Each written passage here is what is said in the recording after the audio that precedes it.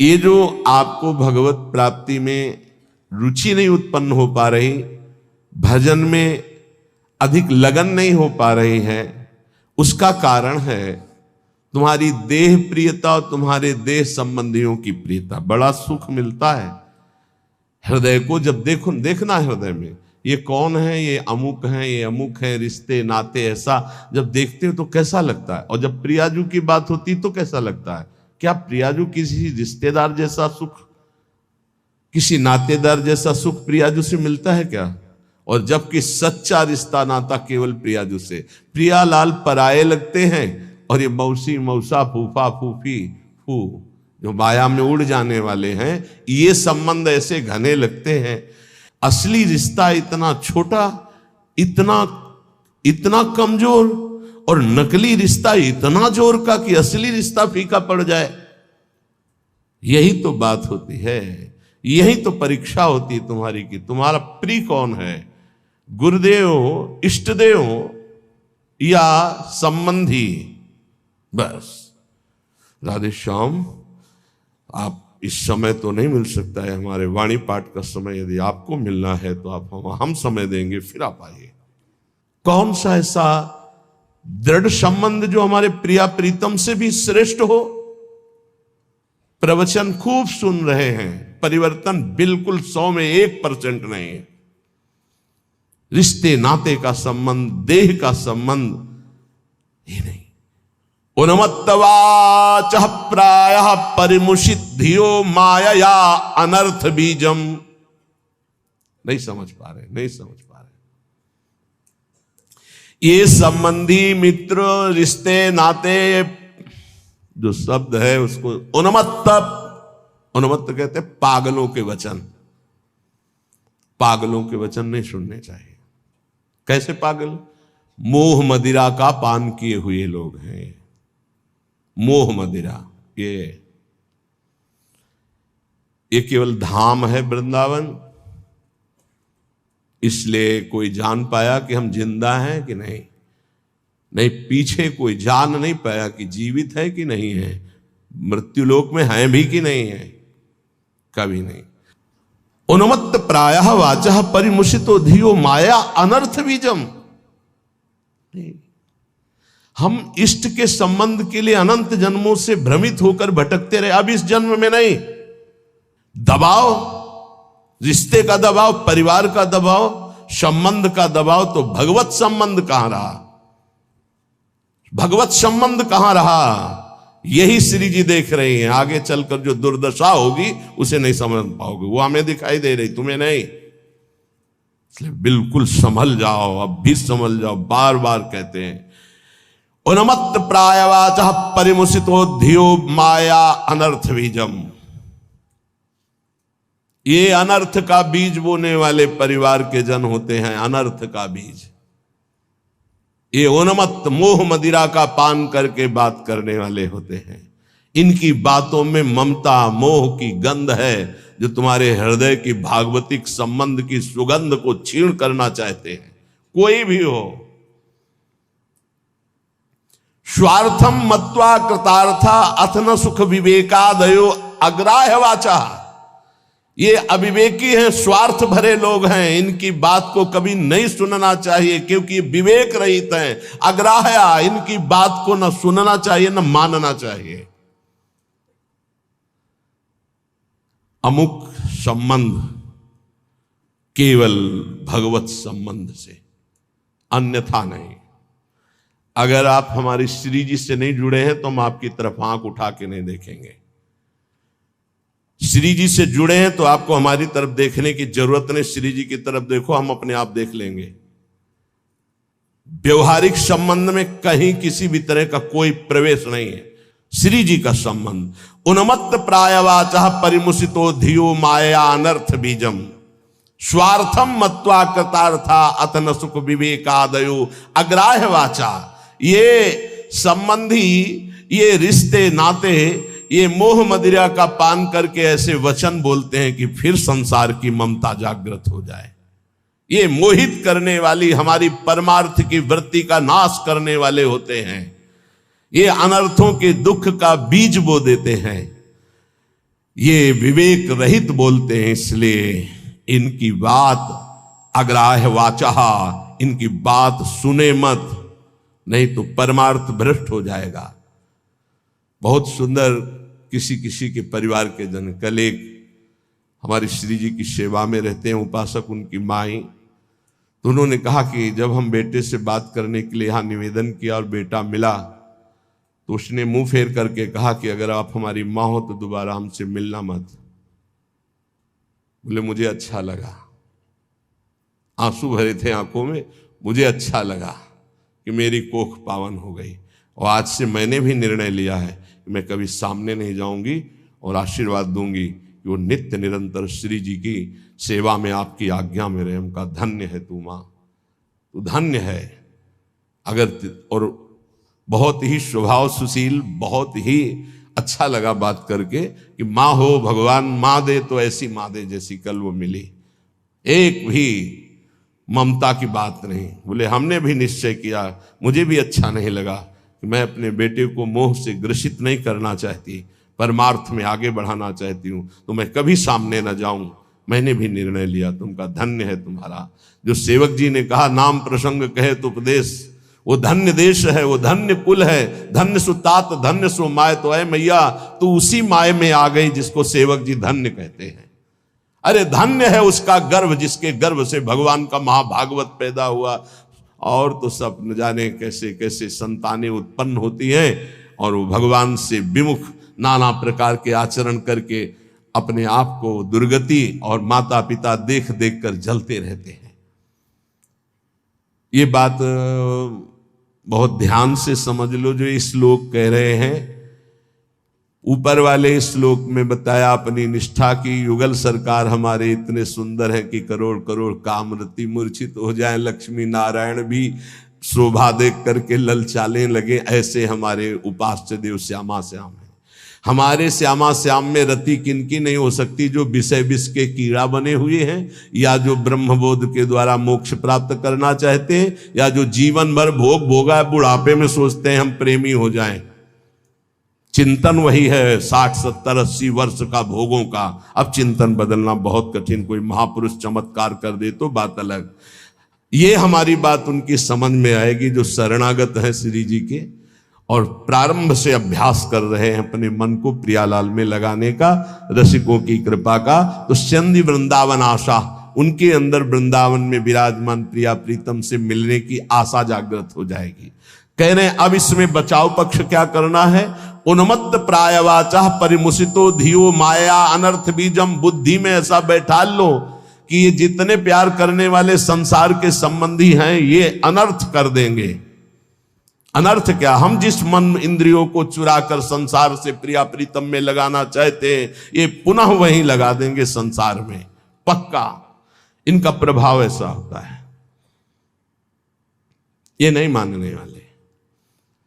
परिवार के लोग साधु नहीं मानते हैं, कोई विवेकवान साधु मानता नहीं मानते। परिवार के लोग नहीं मानते, साधु थोड़ी मानेंगे, वो तो अपना रिश्ता नाता संबंध देखकर बात करते हैं, वो सांसारिक संबंधों की मान्यता रखते हैं, इसलिए नहीं। कबीर वहां ना जाइए जहां जन्मभूमि का ठाव, भगति भाव पूछे नहीं ले पुराने नाव। वो थोड़ी कहेंगे महात्मा जी, नहीं, वो तो वही कहेंगे आओ पंडित नाम लेके बात करेंगे, ऐसा अमुक ना। कबीर वहां ना जाइए जहां जन्म भूमि का ठाव, भगति भाव पूछे नहीं ले पुराने ना। वही संसार की वार्ता। अनर्थ बीजम, बड़ा आकर्षण है परिवार वालों का, बड़ा आकर्षण है। आप देखो अंदर से देखो, 20 वर्ष नहीं देखो, फिर देखो भैया है हमारे, ये अपन अमुक है हमारे अमुक। और श्री जी को 20-25 वर्ष से नाम जप रहे हो, शरणागत हो, ये कभी नहीं आया कि आराध्य देव मेरे, जीवन धन मेरे। ऐसे धिक्कार है इस मन बुद्धि को कि जो अनंत जन्मों से हमारे हैं वो हमारे पराये नजर आते हैं, जो बिल्कुल हमारे नहीं, जिनको हम जानते नहीं है, अब भी नहीं जानते कि भाई के रूप में कौन अंदर विराजमान है, बहन के रूप में कौन अंदर विराजमान, हम नहीं जानते, केवल ढांचे को मानते हैं। ये ढांचा मेरा भाई है बहन है, और ढांचे के अंदर बैठा परमात्मा, उससे कोई परिचय नहीं है। इसलिए स्वार्थ मत्वा कृतार्था आत्म सुख विवेकादयो अग्राह्य वाचा। अय विवेकी साधक, ये परिवार के जन विवेक युक्त नहीं बोलते, इनके मोह मदिरा से उन्मत्त प्रायः भरे वचन होते हैं, इनके वचनों को नहीं सुनना चाहिए। अग्राह्य वाचा, इनकी वाणी को ग्राह्य नहीं है, अग्राह्य है।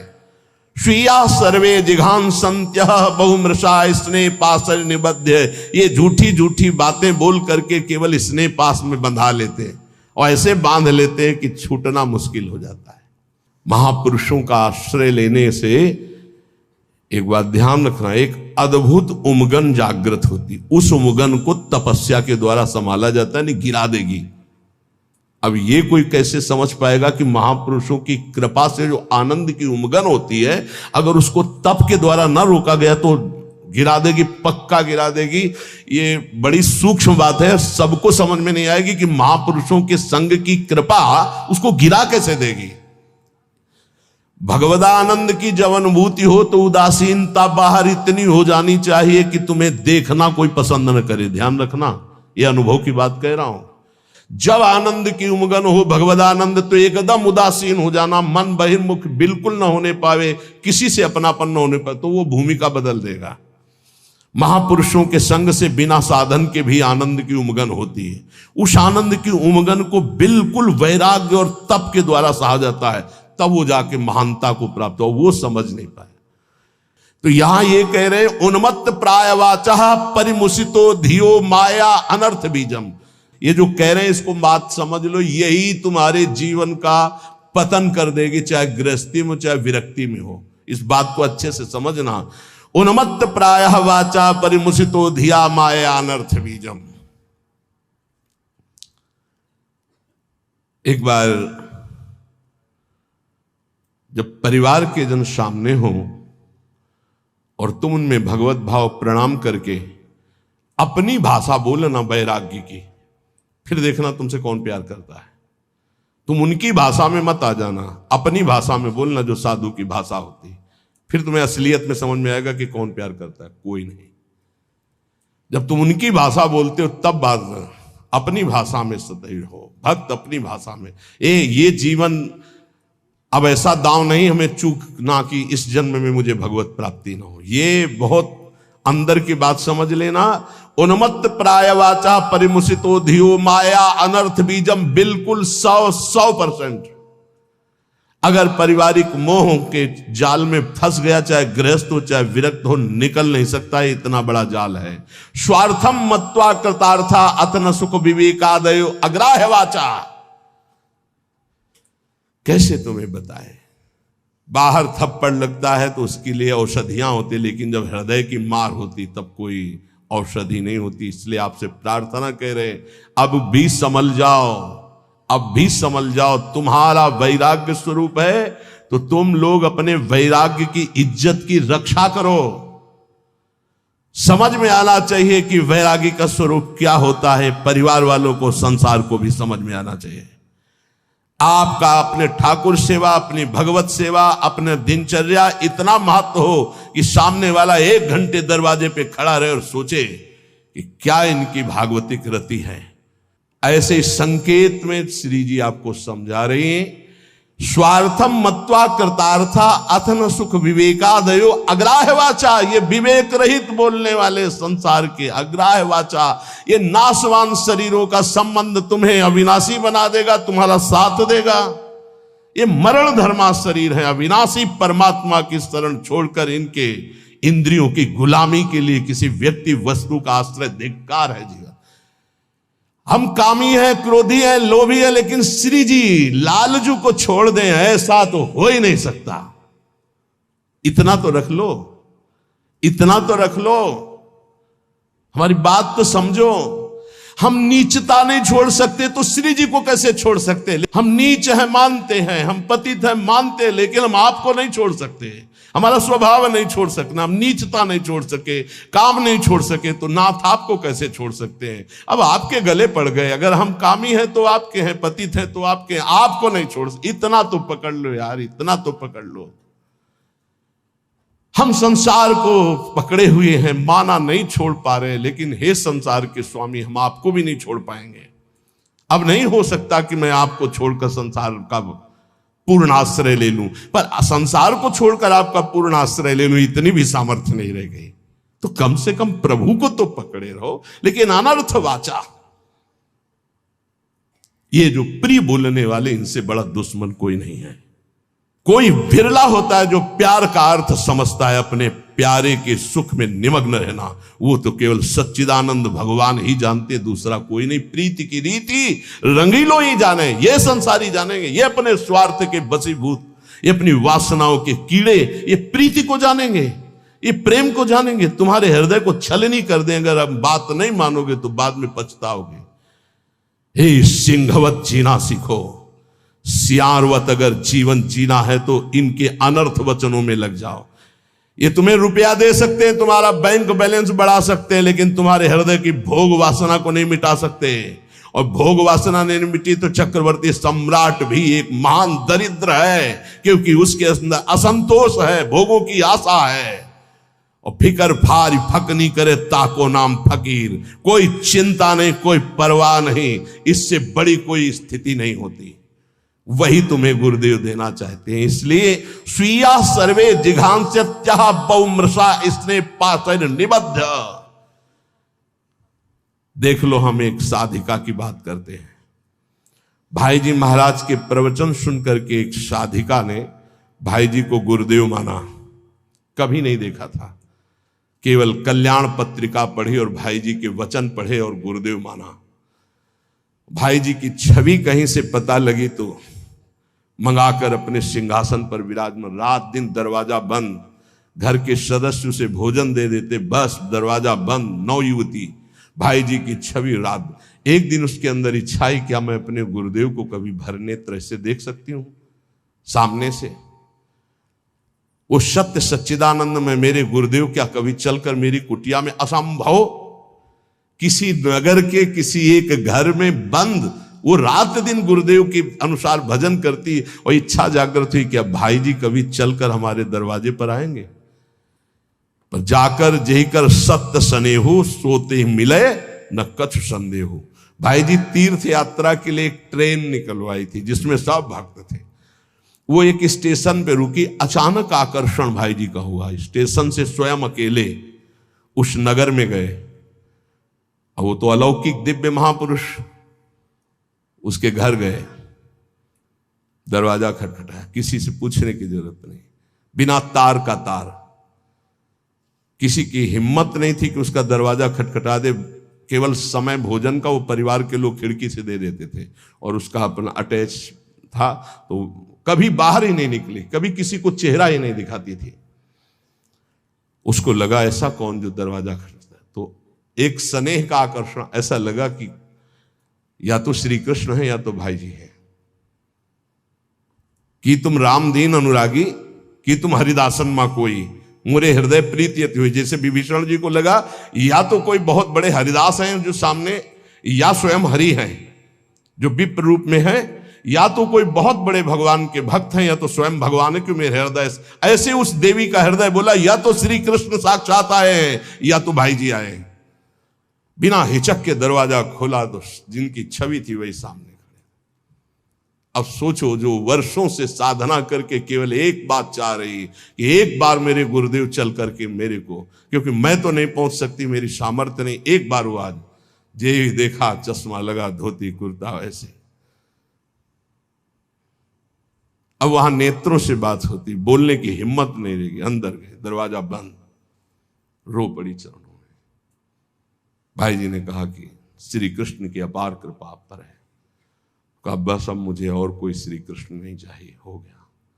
मेरी आखिरी इच्छा थी कि गुरुदेव एक बार मुझे साक्षात दर्शन दें।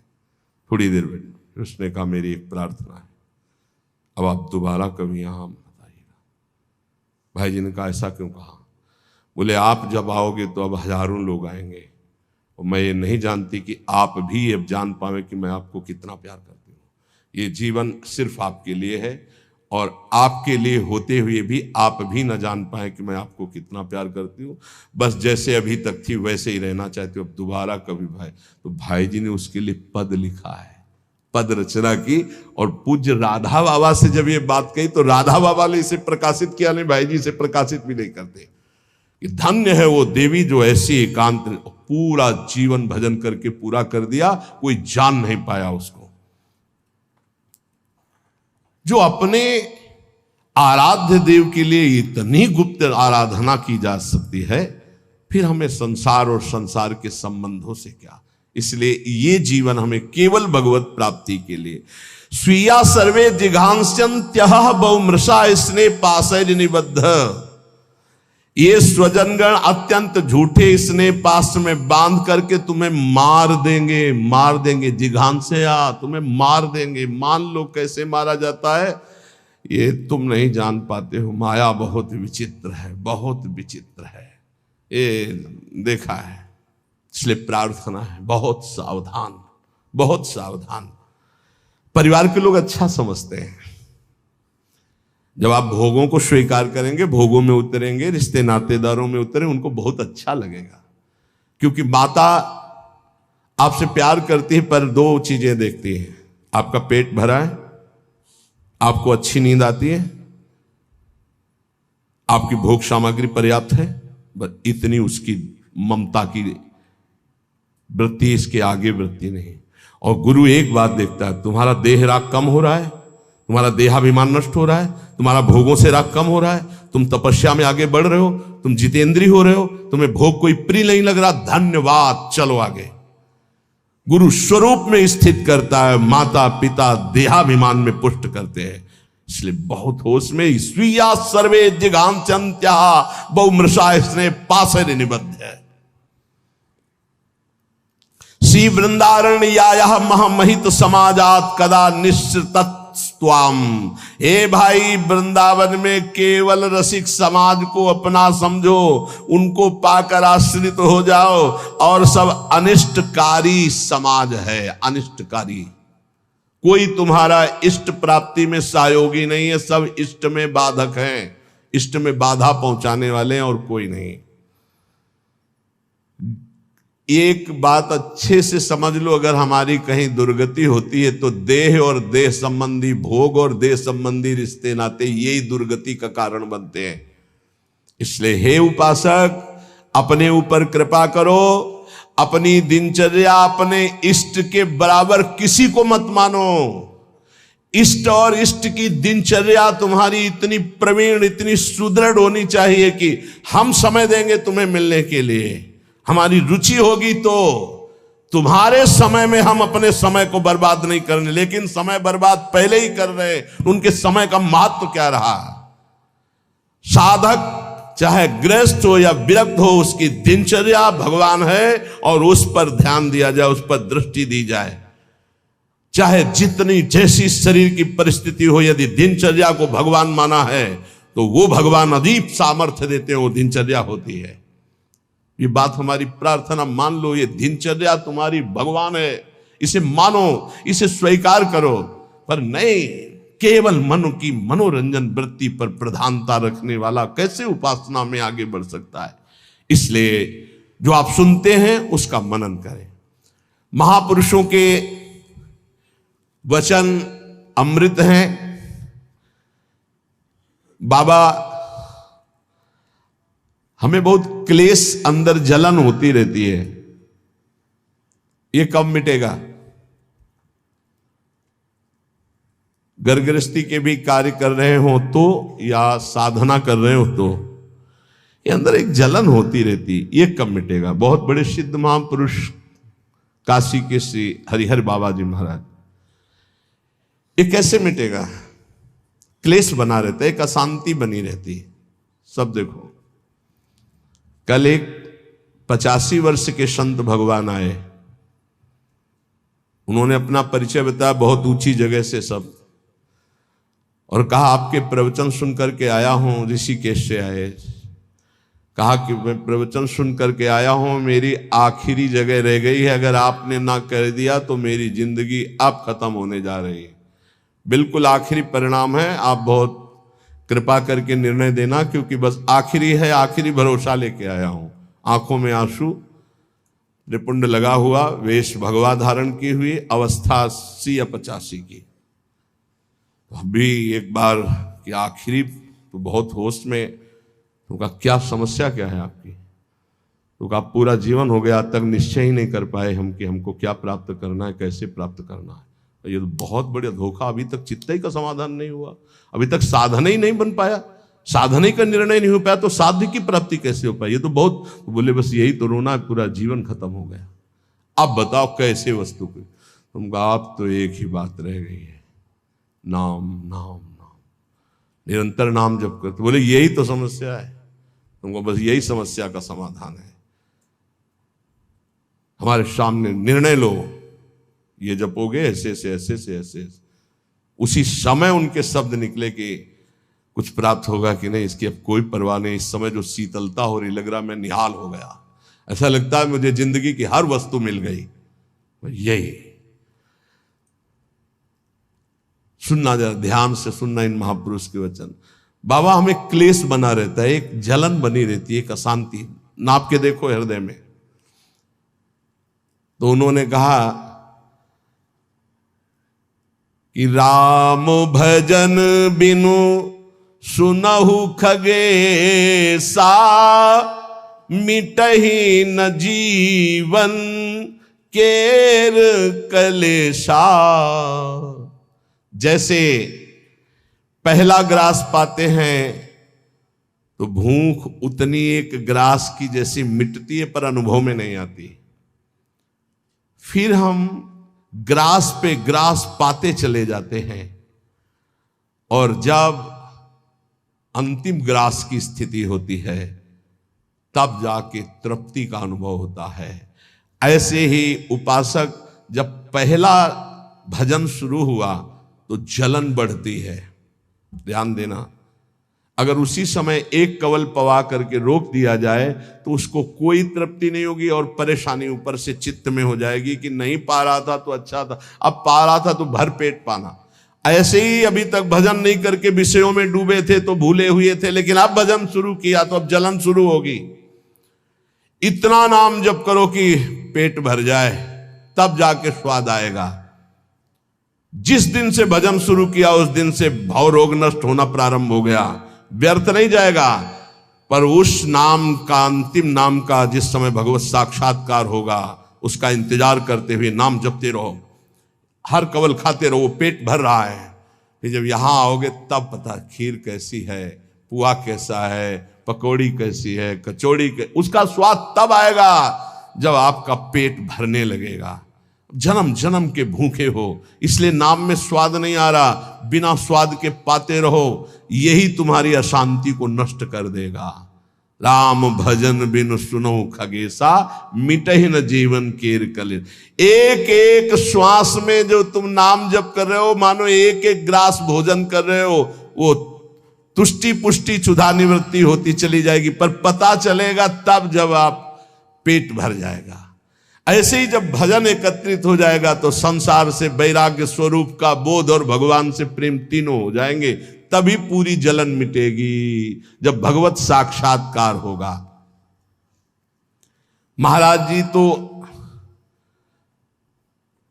अब हमको एक साधन बता दो जिससे हमें पूरी की पूरी सब बातें भूल कर केवल एक में लग जाए, हमारा काम बन जाए। तो कह रहे सुबह से लेकर नींद तक, और नींद से लेकर सुबह तक, चेतना से लेकर मृत्यु तक तुम्हारा नाम न छूटे। जितना तुम कार्य करते हो, सब कार्य करते हुए यदि केवल नाम पकड़ लिया तो ये नाम तुम्हें महाभागवत और सिद्ध पुरुष बना देगा। नाम कैसे पकड़ा जाता है? जैसे